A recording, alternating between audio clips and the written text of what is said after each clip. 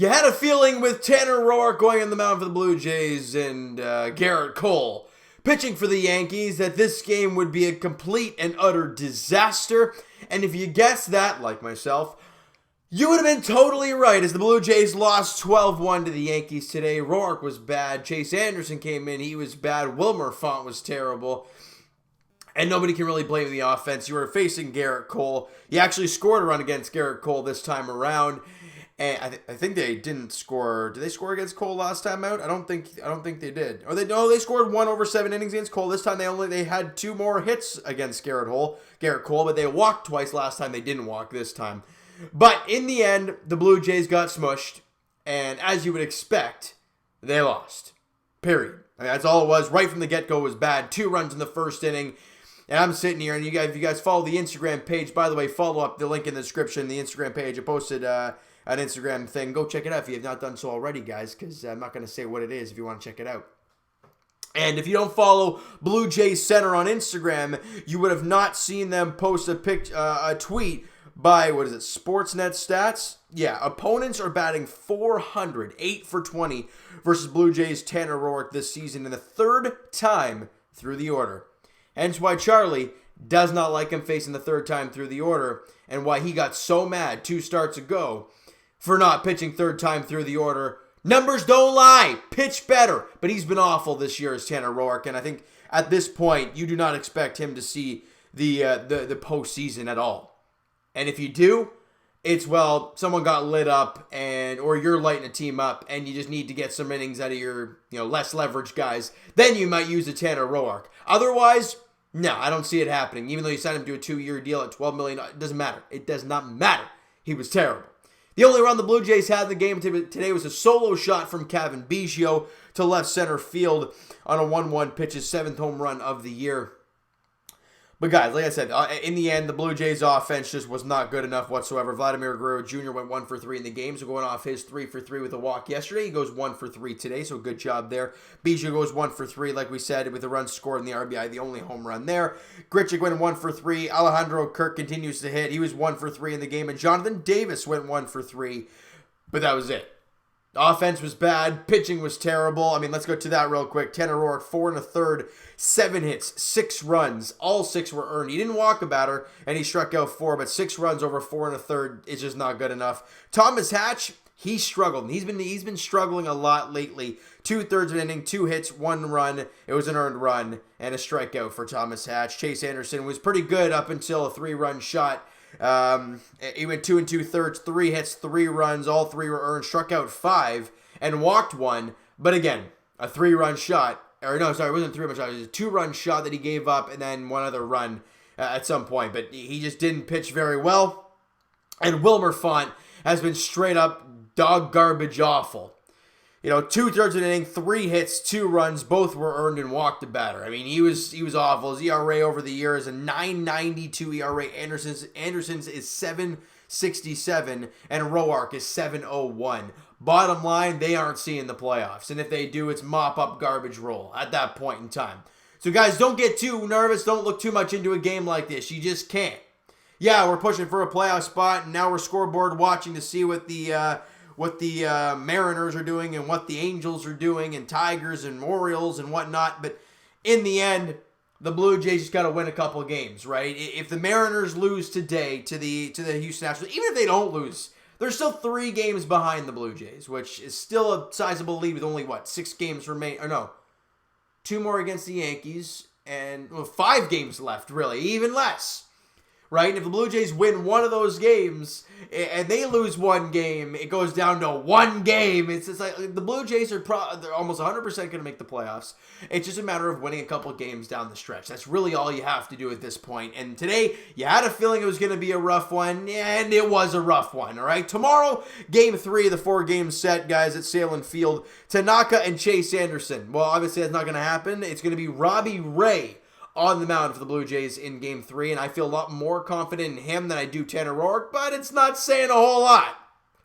Robbie Ray, I think his last outing was against the Phillies, and he was battling his command as he usually does, but Where's his last inning? I'm going to find that here for you guys. He went 4 1/3, 5 hits, 5 runs, 1 home run, walked 4, and struck out 6. One was I think the big 2 or 3 run shot to Bryce Harper, and it kind of caved in his outing. But I think he was going like 4 innings of 1-run ball at one point, but it really struggled in that final inning. So for Robbie Ray, give us some scoreless innings, bud. Give the team a chance to get a hold of Tanaka. They scored 3 runs against Tanaka in the last outing. All Robbie Ray's has to give them 4 or 5 solid outings. Even if it's 1 or 2 run ball, keep them in the game. Allow the offense to find a way to get a hold of Tanaka, even though it's not easy whatsoever to do that. All right? Really, that's about it, though. 6:37 first pitch there at Salem Field in Game 3 of the 4-game set. I mean, you look at a game like today, and I think we can all agree that this game today does not say what the Blue Jays really are. I think the last couple games against the Phillies and then against the Yankees, I mean, obviously you didn't face their number 1 guy, of course. This is also a very young team, and I know people hate saying it. People hate hearing it. Oh, they're such a young and inexperienced team. I hate hearing that kind of stuff about this team. I understand people hate it. But they showed a stat today. The Blue Jays have the youngest infield core in baseball. Did you guys know that Alejandro Kirk is older than Vladdy? People forget how young Vladimir Guerrero Jr. is, right? And yeah, Alejandro Kirk's only 21 years old, and he looks like a very good young hitter. But obviously, he's only played 7 games in the big league, so it's so hard to tell. But for Vladdy, he's gonna come. He's gonna come around, and I hate when people get on him about his weight, and I understand he's a heavier set guy, and he does have to lose some weight. But saying that he's struggling because of his weight, I don't think that's 100% correct. He was 1 for 3 today, raising the batting average probably 250. 250 on the season with a 324 on base with a 435 on a slugging percentage. He only has 7 home runs, 12 doubles. He's got 28 RBIs. He only struck out 36 times. Did he strike out today against Garrett Cole? 1 time. No, he did not. He was 1 for 3 and did not strike out against Garrett Cole. So let me go through these numbers real quick, guys, to really show you what Vladdy's all about. Yeah, he's only hitting 250, and all the hype about him, 250 is not good enough. As I mentioned, he's younger than Kirk. At a 324 on base percentage, yeah, it's not great. But again, he has 7 home runs, 12 doubles. A couple triples, obviously one yesterday, the pop fly that was missed. 27 runs scored. He's got 28 RBIs. He has 36 strikeouts in 55 games. And he has 20 walks in that time as well. So I understand that people want to give him garbage. People want to let him hear that he's not doing good, he's not a good player, he's terrible, blah, blah, blah. People love to get on him all the time. But he's 21 years of age. He's walked 20 times. He has 36 strikeouts in 55 games, Those are pretty damn good numbers. 28 RBIs, 27 runs scored. I mean, yeah, the numbers maybe there aren't as good as you'd like, but again, he's struggling a little bit. He's a young kid fighting through some youngin' struggles. It happens. People expect Vladdy to be out there and be a Tatis, be all these great rookies, Juan Soto coming up here and being what he is. That's what people expect. People look at the hype of Vladdy and be like, that's what he is going to be, and I want nothing less than that. And who knows? You might find a way to get that at some point. Remember people, Teoscar Hernandez? Remember how bad he was for so long? And everyone was calling for his head. I kept saying in my videos, I'm trying to have faith. I'm trying to have faith in this guy, but I'm losing a lot of it. And this year, he's put some crazy numbers together. He's leading the team in home runs. He's leading the team in RBIs. His strikeout numbers are still not great, right? But he's hitting 310. Before the game today, of course. He's now hitting, with the over 4 day. He's still hitting 303. And nobody's talking bad about him. And remember, Teoscar Hernandez is 27 years old. How long did it take him to find it? Vladdy is 21 years old. People say Kevin Biggio hasn't found it yet, and I wouldn't say he has. He's hitting 245. The guy's 23? Is he 24 now? He's 25, He's 25 years old, but his on base is 371, so no one's really complaining. You gotta give this team some time. And yes, they lost 12-1 to a much more experienced and very good Yankees team, and the pitching matchup instantly didn't favor us at all. This team's got to go through growing pains. They're going to go into this postseason in a 3-game set, and who knows what's going to happen, but it's going to give these guys some sort of playoff aspiration baseball, some sort of intense baseball. Yeah, fans aren't there, so you're not going to get that vibe from it, but you're going to get the intensity from your teammates and the opposing team, which it looks more and more like it's going to be the Tampa Bay Rays.